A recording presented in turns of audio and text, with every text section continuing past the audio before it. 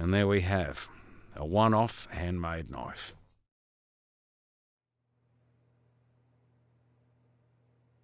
What we're going to be making is 2 Damascus knives. Now, Damascus knives is pattern welding. So what we do is we select the steels. One is a 1085, which is a 0.85 carbon, and a 15N20, which is about a 0.8 carbon, but it's also got a nickel additive, and that gives the shine. That gives the alternating pattern colours. The nickel carbon doesn't acid etch as quick as the black carbon, and that's where you get the difference in the layers. And that lasts forever and a day.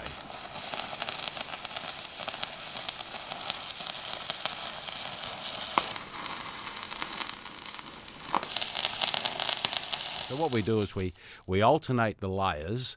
We start off with a 1085 on top, and the next layer we do a 15N20, then a 1085, then a 15N20. So we cut them to size, had to grind them specifically nice and clean and wash them with acetone so there's no grease on it, clamp them together, stitch weld the ends, and then put a big rod on it so that goes into the furnace. And now the fun begins. Get the furnace up nice and hot, introduce the steel to it, and then bring it up to forge welding temperature, which is around about 1260 degrees Celsius.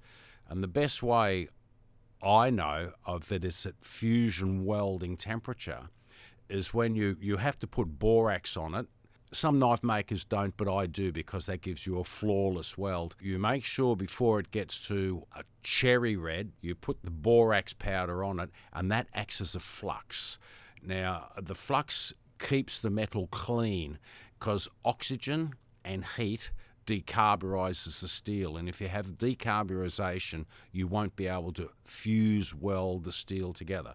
So we sprinkle it with the borax, and then when you see it dancing inside the kiln and it's white hot, that would be at fusion welding temperature. Now, the fusion welding temperature is when both sides of the steel molecules are racing.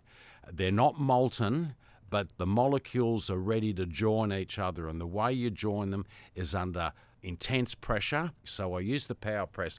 Once it's at that critical temperature, into the power press with the heat and the compression, it joins the metal together. And I find that a miracle that, under this process, you can have 13 layers completely become one billet. So out of the power hammer, back into the furnace, cleaning off any of the scale, that's decarburization and excess borax, then into the power hammer. And the power hammer I'm using is a 75 kg power hammer, and I got to paint it in communist green, but anyway, that's another story.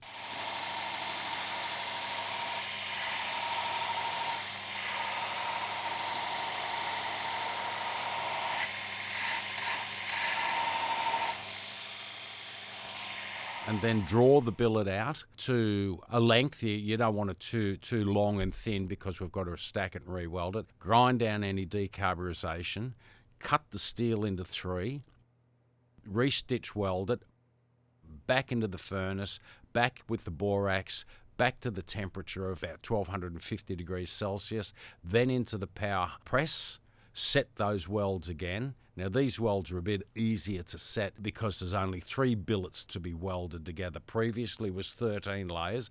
Now we've diminished it to 3. But on each one of those pieces, there's 13 layers. So when I stack them, 13, 13, 13, there's 39 layers on the next welded billet.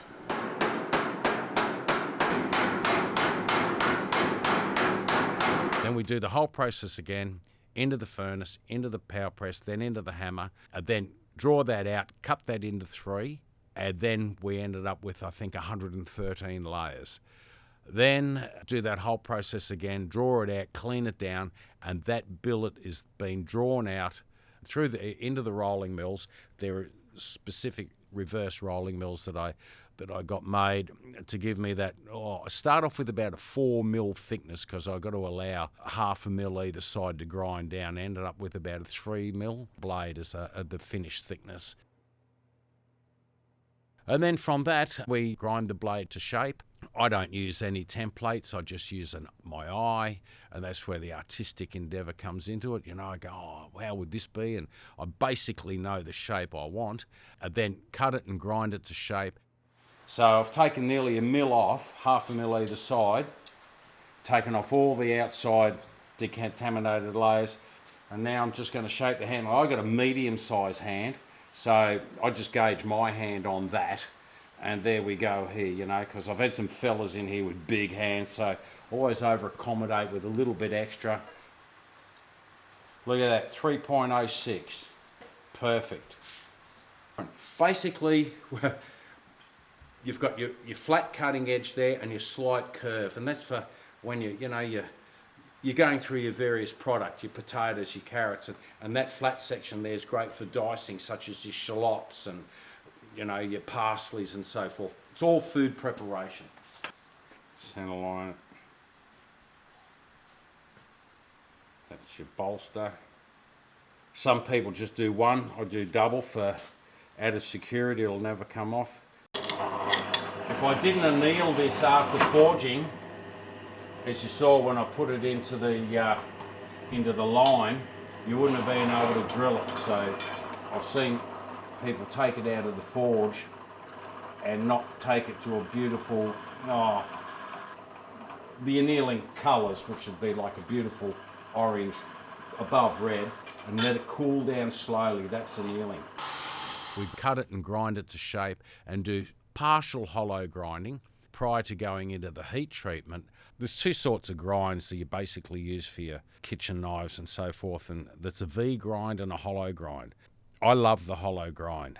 It gives a definitive difference between the flat and where the hollow starts, so you have a beautiful line going on there. The hollow grind, I can get that 0.5 of a thickness virtually all the way down.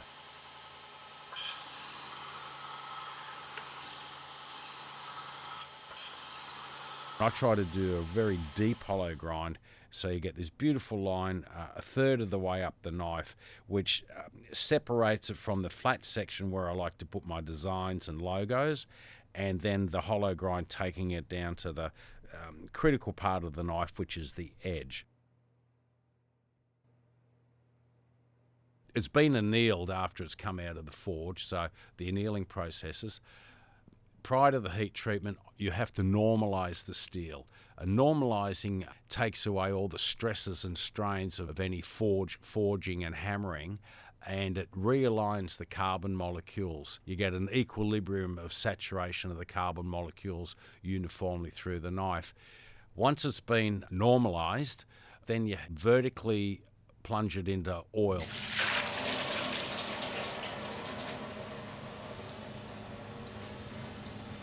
Now that oil has to be around about 60 degrees Celsius.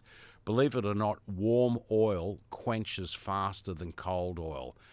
Cold oil will boil around the knife, and what you're doing with the heat treatment is when it gets to the 815 degrees and you're soaking it for about 5 minutes, all the carbon molecules are set, ready to go, and then when you put it in the oil, you're freeze framing it at that non-magnetic stage in the furnace, and then you have hardened the blade.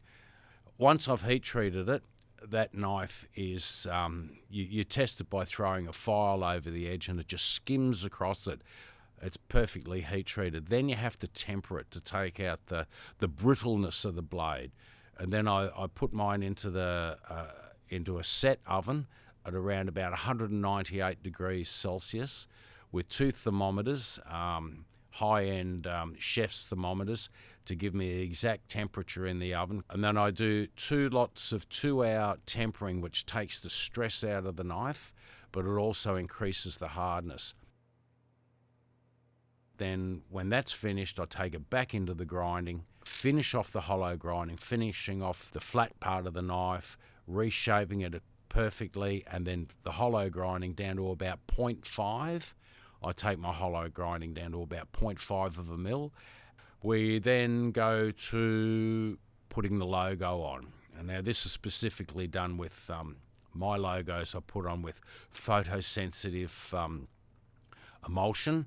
I do the exposure, lay my logo down, and then acid etch it. Now the acid etching you do with the carbon steel is a ferric chloride, and I run my ferric chloride at 40 degrees Celsius, which gives you a beautiful acid etch.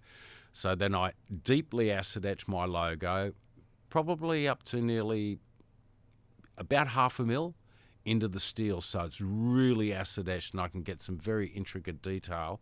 From that, then I clean down the blue emulsion, the photosensitive paint that I use, and then do the acid etch to expose the pattern on the knife. Pop that in there like that. This is what you call a vertical acid bath. So all the eaten metal theoretically drops to the bottom. So what I'm going to do is just top it up with a little bit more acid.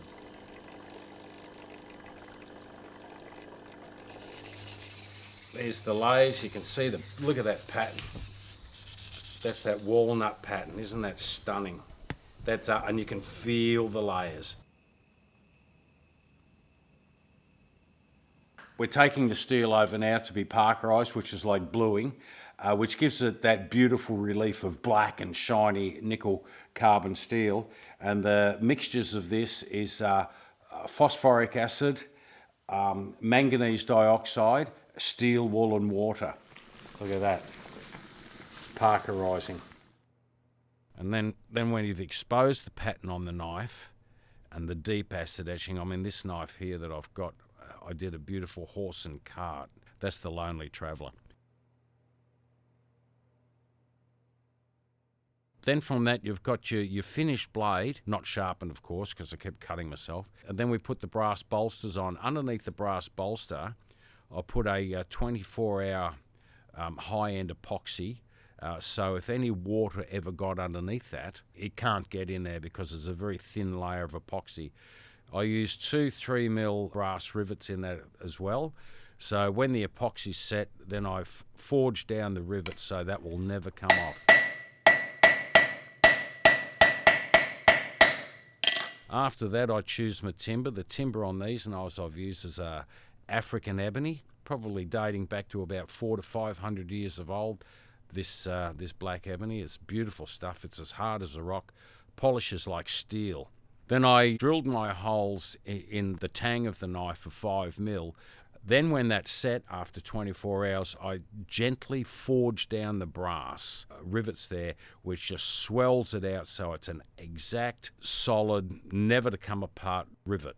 If you hit it too hard, you'll crack the timber, then got to do it again.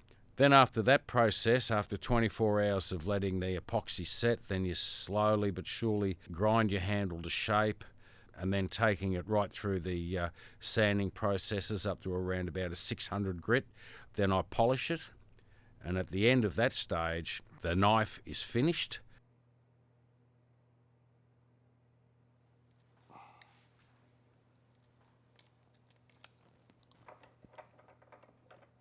When we're making the sterling silver bolsters and the cap and also the setting, there's 1, 2, 3, there's 4 different silver soldered joints within this end cap.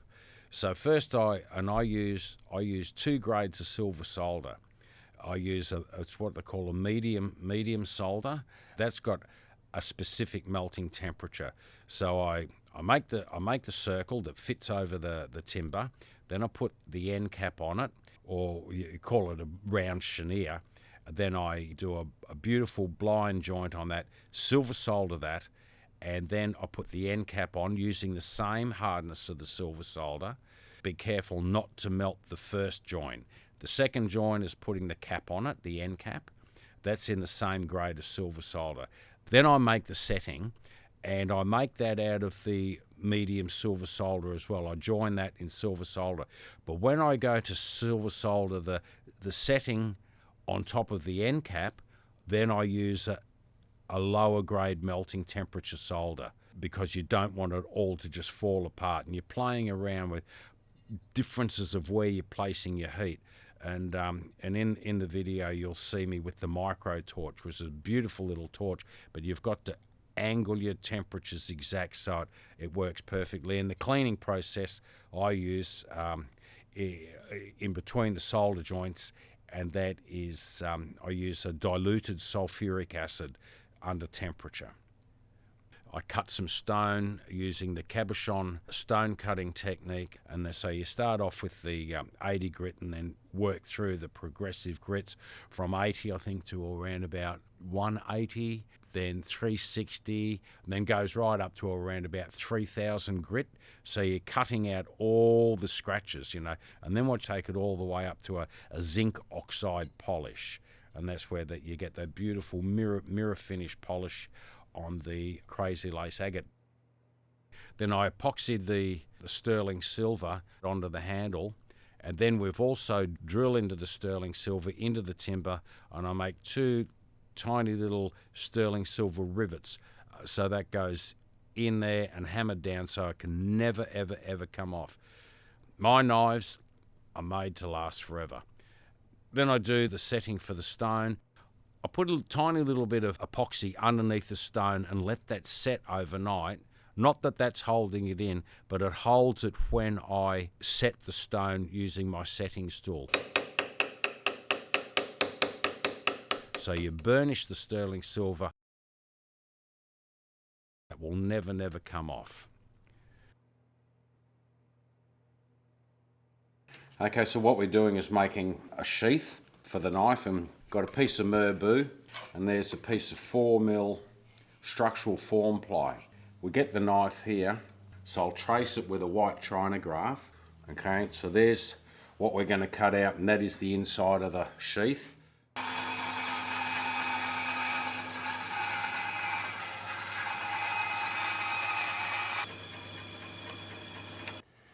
I trace this.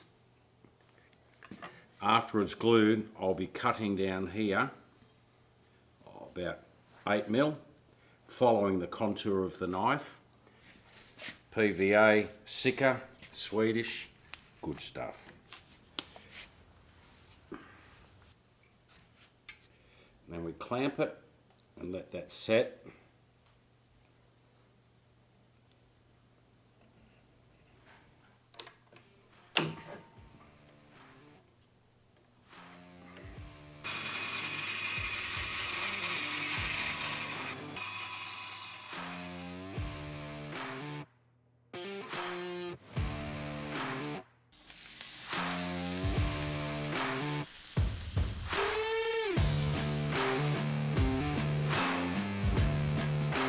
And there we have a one-off handmade knife.